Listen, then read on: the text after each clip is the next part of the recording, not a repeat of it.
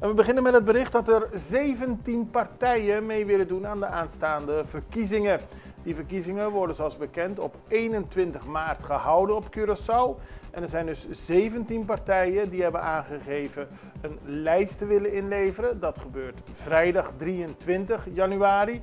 En er is ook al een volgorde van de partijen. Het begint om 9 uur met Movimento Causa Promé tot met 4:10 van de Partido Nacional del Pueblo. En dan zijn er dus 17 partijen die met aanhangers naar het stembureau gaan, dat nu op Scharloweg zich bevindt, om daar de lijst in te leveren.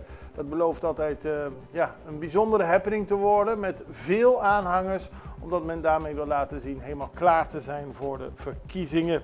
Er zijn natuurlijk de gebruikelijke partijen, onder meer de partijen die al vertegenwoordigd zijn in het parlement.